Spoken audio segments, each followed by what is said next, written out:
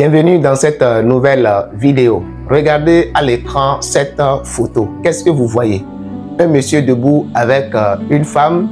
Et si vous regardez un peu à côté, derrière la femme, il y a deux paniers. Et dans les paniers se trouvent les escargots. Je m'en vais vous raconter l'histoire de ces deux personnes.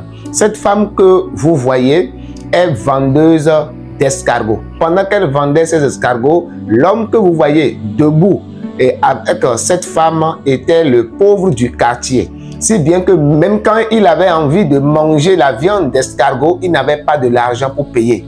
Et il venait chez cette femme qui est une femme gentille qui posait les actes d'amour envers cet homme. Donc cette femme acceptait tous les crédits que cet homme lui demandait et elle le soutenait avec le peu qu'elle avait en vendant les escargots. Par la grâce de Dieu, aujourd'hui, cet homme est devenu le gouverneur d'une localité du Nigeria. Il est devenu un multimillionnaire. Il reprend la même route pour voir si son bailleur, celle qui l'aidait dans le passé, qui le soutenait dans le passé, est encore dans son métier. Il prend par là, il voit encore la dame dans son métier, dans la même place, dans son marché. Il décide alors de faire une photo avec cette femme. Et qu'est-ce qu'il a décidé enfin?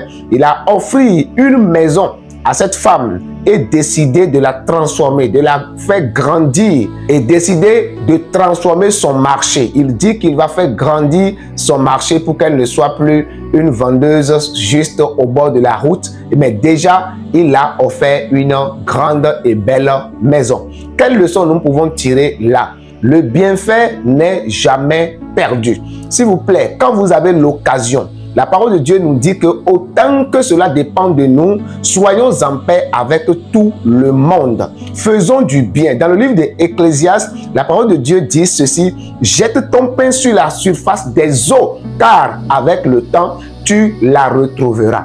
Aujourd'hui, c'est dommage qu'on enseigne encore ceci à tous ceux qui ont confessé le nom de Jésus-Christ pour être des chrétiens. On ne devrait plus enseigner ceci aux chrétiens car Dieu est amour et Dieu ne fait exception de personne. Dieu nous aime tous. Voilà pourquoi il est écrit: Dieu a tant aimé le monde qu'il a donné son Fils unique afin que quiconque croit en lui ne périsse point mais qu'il ait la vie éternelle. Si vous n'avez pas un cœur généreux pour faire du bien, sachez que vous pouvez rater vos chances de réussir. Si cette femme avait refusé de tendre la main à cet homme pendant qu'il était rien, elle n'aurait pas cette grâce aujourd'hui d'avoir une belle maison et un grand marché. Et deuxième chose que nous devons garder, ne minimisez jamais personne à cause de son apparence ou la condition dans laquelle la personne est actuellement. Car le plus pauvre que vous voyez aujourd'hui peut devenir le président de la République demain. La leçon est claire. Nous voyons cet homme qui, au jour d'autrefois, venait tendre la main à cette vendeuse d'escargots. Mais aujourd'hui, cette vendeuse d'escargots, je pense que même si on prend tout son commerce aujourd'hui, le capital de son commerce, ça ne pourrait même pas acheter le pneu de la voiture de ce monsieur.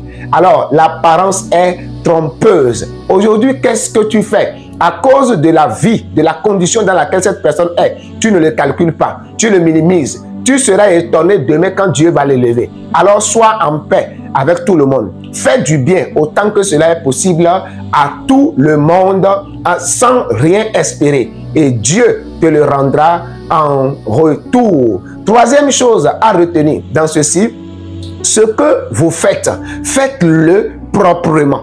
Ce que vous faites, n'ayez pas honte de faire ce que vous faites. Aujourd'hui, plusieurs personnes, à cause de leur beauté, à cause de leur taille, à cause peut-être de leur diplôme, ont la honte d'exercer leur métier. Vous voyez peut-être qu'il est un mécanicien et puis parfois il a la honte de démontrer qu'il est un mécanicien quand il se retrouve en public quelque part. Pour quelle raison? Si cette femme avait la honte d'être vendeuse d'escargots, elle n'allait pas avoir cette chance. Ce que vous faites, faites-le proprement. Dites-vous que c'est un métier et que Dieu va vous bénir dedans.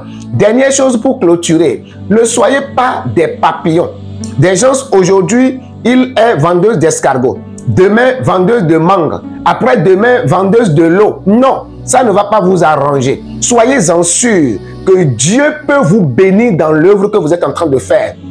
Ce n'est pas parce que l'autre a vendu les mangues et il est devenu riche que vous aussi vous allez vendre les mangues pour devenir riche. Restez dans votre domaine, là où Dieu vous a béni et le domaine que vous maîtrisez le plus. Quelle que soit la qualité de ce travail, faites-le proprement et attendez la grâce de Dieu dans ce que vous faites. Car il est écrit, et c'est alors que tu réussiras, c'est alors que tu auras du succès dans toutes tes entreprises. Ce que tu entreprends, fais-le proprement et implore toujours la miséricorde de Dieu dans ton travail. N'aie pas honte de ton travail. Ne change pas de travail en travail. Ne change pas d'atelier en atelier, car ta bénédiction peut venir te rater. Si cette femme qui était vendeuse d'escargots depuis lors, si elle avait changé en disant que non, vraiment, vendre de l'escargot ne marche plus, vraiment, je suis fatigué de toujours rester au bord de cette route, j'ai honte de mon métier, je vais aller commencer par vendre des piments,